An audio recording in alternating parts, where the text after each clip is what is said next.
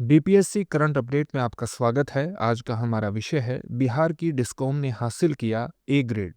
बिहार की north Bihar power distribution company limited यानी NBPDCL तथा south Bihar power distribution company limited यानी एसबीपीडीसीएल को विद्युत वितरण उपयोगिताओं की 14वीं इंटीग्रेटेड रेटिंग और रैंकिंग में ए ग्रेड से सम्मानित किया गया है। चलिए इसके मुख्य बिंदुओं को जान लेते हैं। विद्युत मंत्रालय के तहत पावर फाइनेंस कॉरपोरेशन ने डिस्कॉम की 14वीं इंटीग्रेटेड रेटिंग और रैंकिंग आयोजित की। इस रैंकिंग में पूरे भारत की 65 विद्युत वितरण कंपनियां शामिल थी।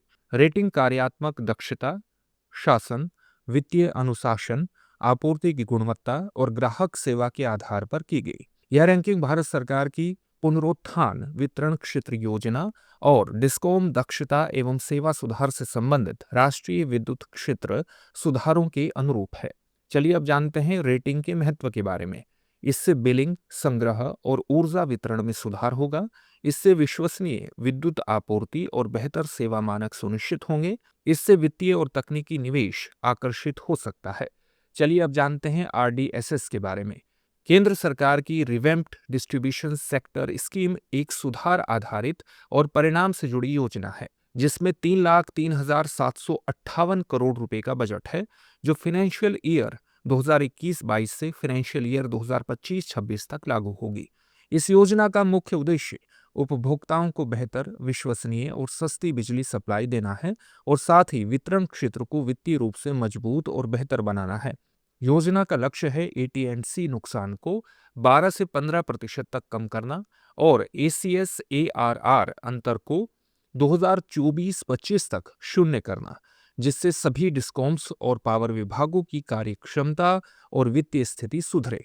डिस्कॉम्स का हर साल प्रदर्शन मूल्यांकन किया जाएगा, जिसमें एटी&सी नुकसान, एसीएस एआरआर अंतर, अवसंरचना सुधार, उपभोक्ता सेवाएं, आपूर्ति घंटे और कॉरपोरेट गवर्नेंस जैसे पैमानों पर उनका मूल्यांकन किया जाएगा। योजना स्मार्ट मीटरिंग को बढ़ावा देती है, जो पीपीपी मोड में लागू होगी और इसमें एआई का इस्तेमाल होगा, ताकि डेटा का विश्लेषण कर नुकसान कम करने, बिजली की मांग का अनुमान और अन्य निर्णय लिए जा सके।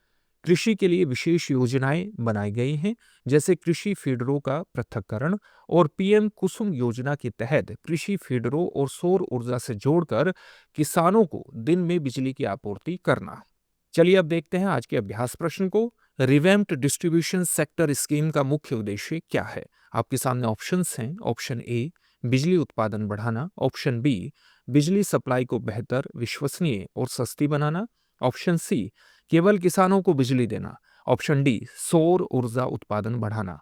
इस प्रश्न का उत्तर कमेंट बॉक्स में कमेंट करके जरूर दीजिए। धन्यवाद।